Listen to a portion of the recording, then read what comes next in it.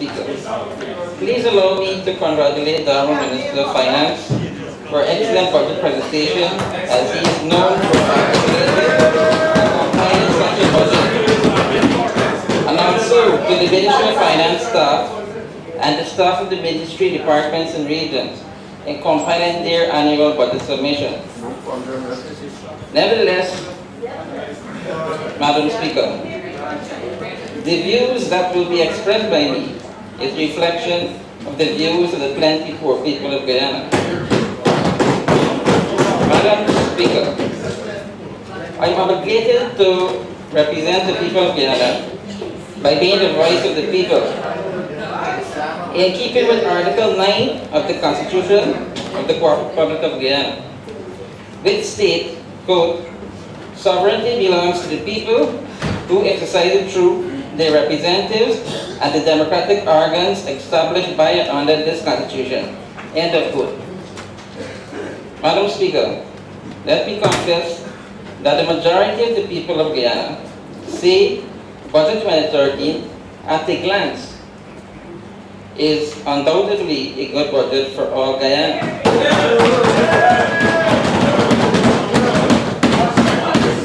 Reinforcing this is the theme of the Budget 2013, overcoming challenges together, accelerating gains for Guyana.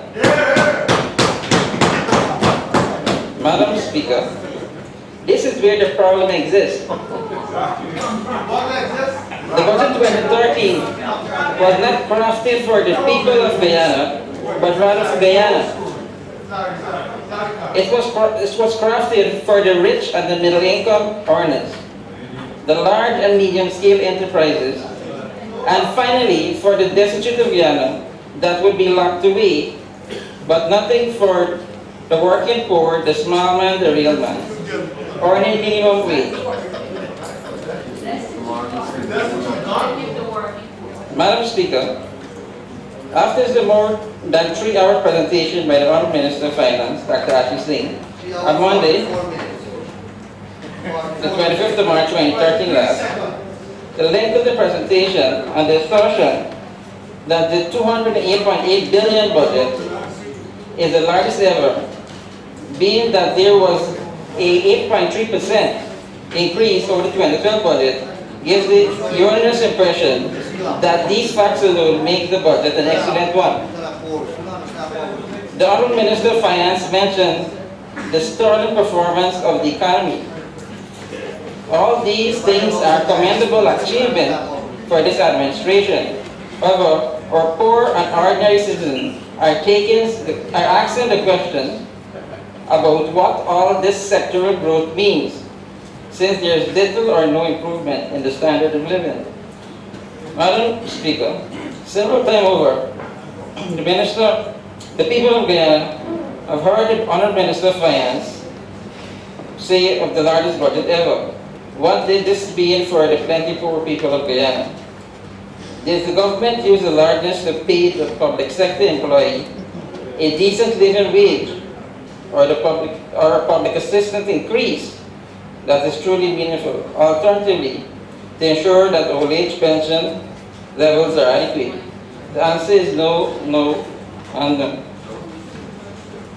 Madam Speaker, no meaningful engagement was embarked on with the respective union representing public sector employees to determine a decent living wages. Not even an interim salary increase was mentioned in the budget.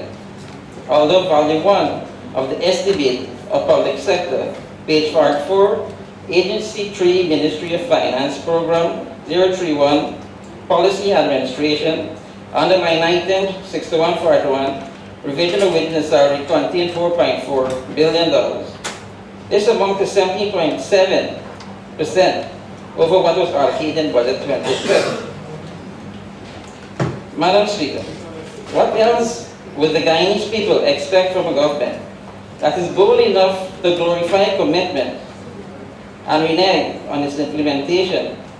As the Honourable Minister of Finance indicated in Para 3.20 of the 2013 budget speech, that in keeping with the stated preference of the multi-year agreement as the basis for setting emoluments in a predictable manner, government concluded with the Guyana Teachers Union in the first half of 2011 a second five-year agreement from 2011 to 2015, which provided for a predictable salary increase, along with addressing a number of other non-salary benefits of the teaching profession in the public sector. However, the Minister of Finance saw it fit not yet to pay the 5% increase and not to include this increase in the estimate for the year 2013 to reflect the agreed upon increase in salary with effect from January 1, 2013, and not to implement the other non-salary benefits. In addition, Madam Speaker, also not mentioned, in addition, Madam Speaker, also no mention of an increase of public assistance to the vulnerable Guyanese, including Guyanese living with disability, and therefore, those receiving public assistance will have to contend with the miserly amount of 5,900 per month for 2013. Shame, Madam Speaker. Madam Speaker, this represents a deviation from the norms whereby in previous budget, both public assistance and old age pension would receive an increase. As in 2012, when the Honourable Minister of Finance announced an increase, both the public assistance and old age pension was increased by 7% and 8% respectively. But a public assistance of 5,900 per month with effect from May 1, 2012 being announced. In addition, Madam Speaker, these largest budget deals with our most important problem of unemployment and underemployment, and particularly the youth population, that the government loves to exaggerate that over 4,000 students will be writing the CXC this year, or alternatively boast of the large number of graduates coming out of the University of Guyana. Madam Speaker, the University of Guyana graduated 1,480 students at the 46th vocational ceremony. In addition, Silvapata College of Education graduated 862 educators at the 70th vocational ceremony. But the government did not address the employment opportunity that persons will be having. And this is what is lacking in this budget. Every year, a similar amount of persons will be graduating, and the employment opportunity is diminishing. Madam Speaker, these largest budget addresses the situation of flight of skills, and most of all, the tax burden, particular VAT. Madam Speaker, in relation to VAT, Guyana had undertaken a major reform of its taxation system. Guyana adopted a VAT Act and also enacted an Excise Act legislation in 2005. The VAT, which took effect on January 1, 2007, at a general rate of 16%, replaced consumption tax, service tax, hotel accommodation tax, entertainment tax, purchase tax, and telephone tax. Madam Speaker, although the debate on the VAT bill in 2005 in the Honourable House, the government ministers emphasized that the overall collection of VAT plus excise tax would be revenue neutral. Whatever that means, because since the implementation of VAT, the price of commodities increased, which seemed to suggest the prior existence of a very strong underground economy involving smuggling and on the invoicing, which ironically appears now to have benefited the poor working class. And even more ironic now, with the implementation of VAT plus excise tax, the government is collecting a significant windfall at the disadvantage of the poor working class. Madam Speaker, page 12, para 3.22 of the 2013 budget speech indicate that value-added tax VAT and excise tax collection increased by 7.2% to $56.8 billion. In addition, VAT on domestic supply of goods amounted to 14.8 billion, or 13% above 2011. Madam Speaker, this amount is what the poor people is paying. So it's 14.8 billion the government collected in 2012. Madam Speaker, you may be interested to know that our minister projected in the estimate of public sector current and capital revenue and expenditure for the year 2013, Value 1, revenue collected for VAT on domestic supply of goods in the sum of $16.5 billion, or 11.5% over 2012. Madam Speaker, page 13, para 3.23 of the 2012 budget speech, which indicate that value-added tax VAT and excise tax collected increase of 9.7% to $53 billion. In addition, VAT on domestic supply of goods amounted to $13.1 billion, or 7.7% above 2010.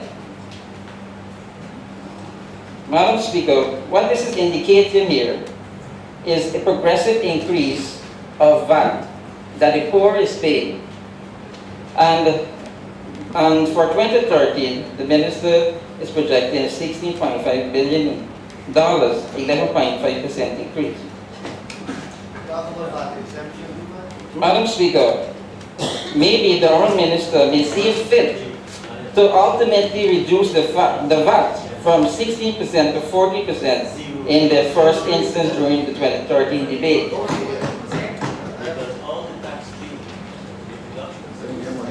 Madam Speaker, the people want to know whether this budget offers them a better quality of life and guaranteeing a better quality of service and security and consumer protection. Madam Speaker, as most Guyanese use these and other relevant indicators to determine the excellence of the budget, it is the view of the many Guyanese that the budget is a disappointment.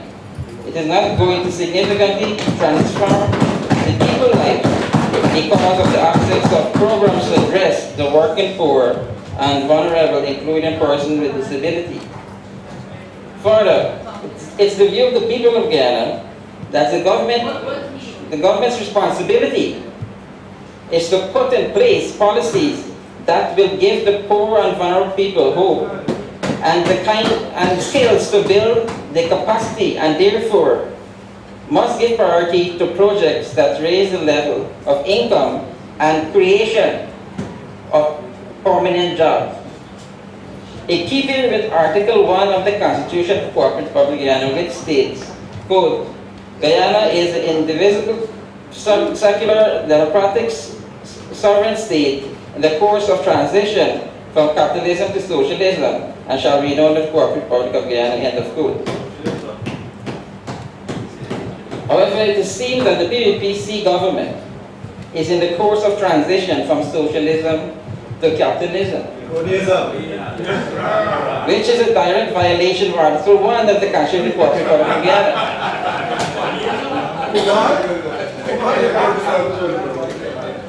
Madam Speaker, socialism speaks about the people, capitalism speaks about business people. This budget is about business people, not the people. It's a violation of the Constitution. Madam Speaker, a preliminary assessment of Budget 2013 will reveal that whilst there are a few goodies, such as reduction in the personal income tax rate, increase in pension for senior citizens, increase in the tax-free threshold for property tax, introduction of a mortgage interest relief, and the old age pension electricity assistance program, they are all illusions, as no real attempt has been made to give any substantial increase in your minimum wages to enable the poorest of the poor public servants, teachers, and at the lower end of the salary scale to cope with the rising cost of living. Madam Speaker, the above-mentioned goodies is of no relevance to the thousands of workers categorized as clerks, of sisters, handymen, drivers, cleaner, laborers, and many other workers in the public service. In addition to security guards, sales girls, factory workers in the private sector, proprietors of small business, carpenters, masons, and other self-employed individuals, all whose gross pay is less than $40,000 per month, and therefore do not even presently benefit from the $50,000 threshold announced in Budget 2012. And needless to say that they would obviously not benefit from the reduction in the personal income tax rate announced in Budget 2013. Madam Speaker, let me examine the reduction in the personal income tax rate from 33.1% to 30%. Madam Speaker, the public sector employee earning $51,000, that is $1,000 over the tax threshold of $50,000, will receive only $33 more on his net salary.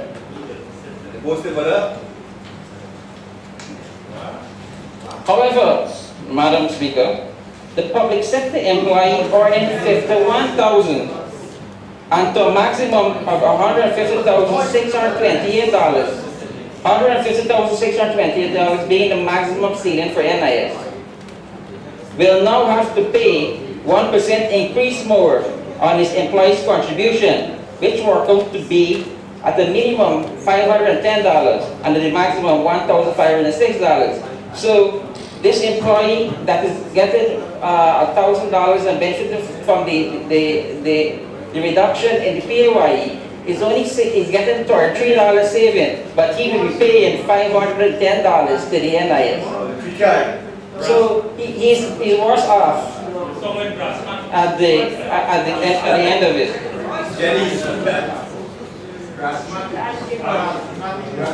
Speaker,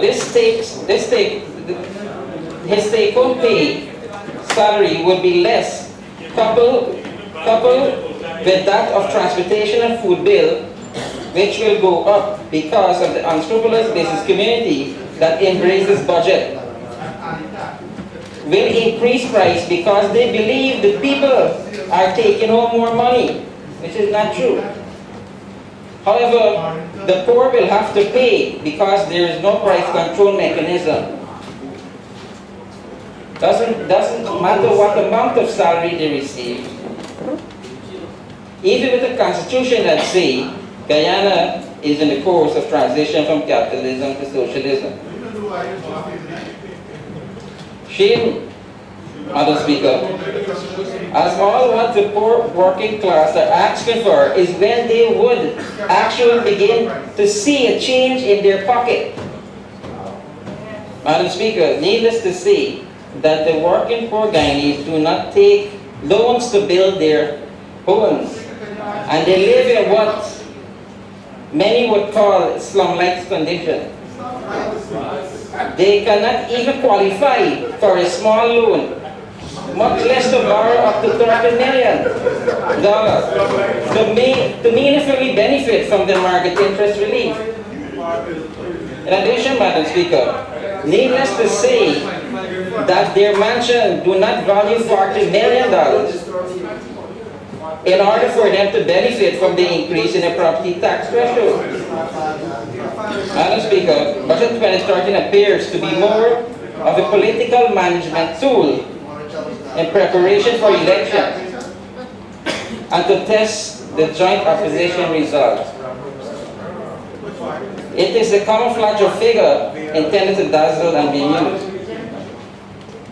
It is one designed to bail out government cooperation, plagued with inefficiency and mismanagement, as can be seen with the $1 billion to be transferred by government to Gaisuku, $11.2 billion to be provided to GPL, and the additional $590 million representing electricity subsidies to old age pensioners, and the $250 million to be paid to NIS, representing the 1% increase in contribution payable with respect to the employed person whose income is not more than $50,000 per month.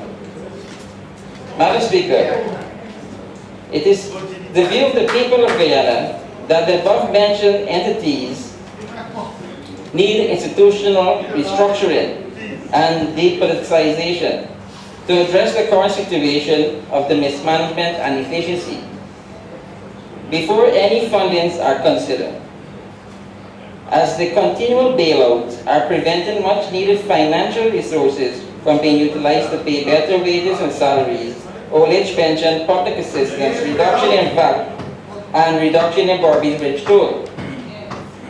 Further, Madam Speaker, Budget 2013, this $208.8 billion budget, and the largest ever, contained $85.7 billion and appears to provide for hand-in an identified group of contractors, both locally and internationally, large contracts, for procurement of goods and execution of works without a fair, equitable, transparent process, and without safeguard on corruption, as no meaningful attempt is being made by this PBC government to have the members of the Public Procurement Commission appointed in accordance with Article 212X, paragraph 2 of the Constitution.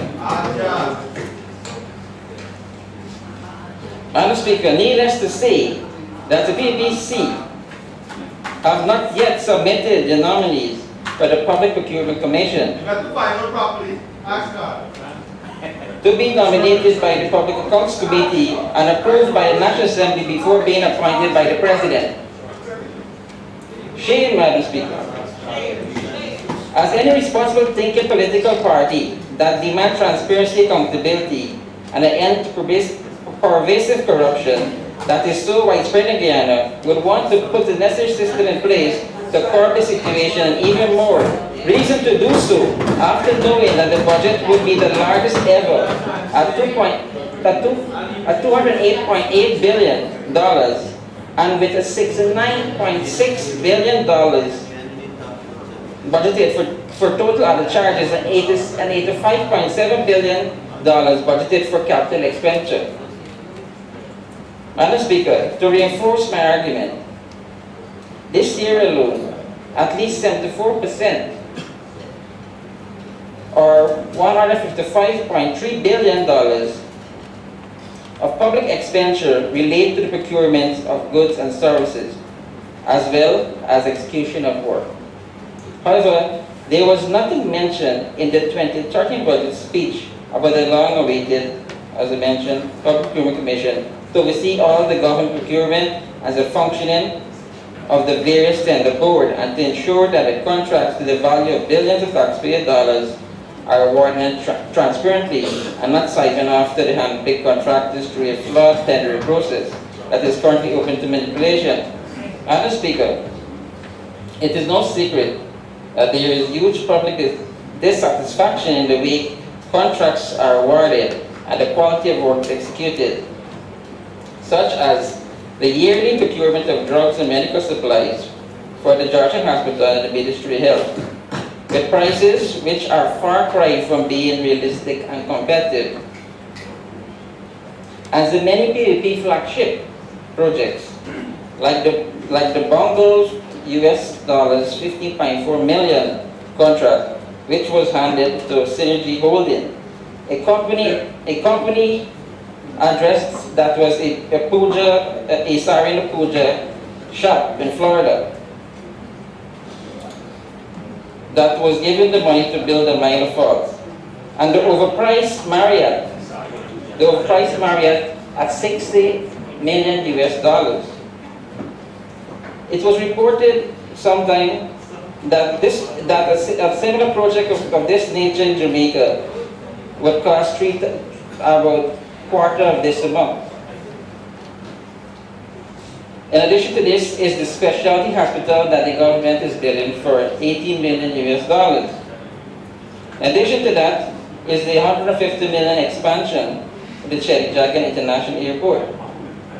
It also reported that St. Martin's, the PJIA airport was being built at $170 million, also overpriced. In addition to this is the barbershop company in 2011 that received a $1.46 billion in contract. Addition to this is the 840 minor falls hydro project. Addition to that, the 200 million sector development and the agenda for 2030 goal. Madam Speaker, the people of Guyana believe that more could have been done if the government would have addressed the hemorrhaging of the gold, diamond, and timber industry, where the loss of revenue is of the greatest. Rice. Madam Speaker, the Honourable Minister of Finance indicated that rice production reaching unprecedented level of greater than 450,000 tons annually.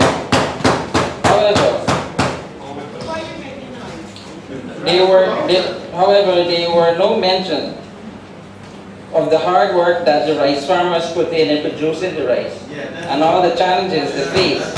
Now they're facing attacks by whiteout and so forth. Only today, I received complaints from rice farmers about long lines at the miller, and some millers are taking the paddy, but a price is not given to the rice farmers. Last crop, the rice farmers mentioned they received 4,100 per bag of paddy, and now the price is being talked about of 3,500 to 6,500 a bag. The rice farmers are saying this is inadequate and they cannot live in such meager sums. It is hoped this matter can be addressed ASAP. This rice is in the field presently, awaiting to be cut, but apparently there is no market. Thank you.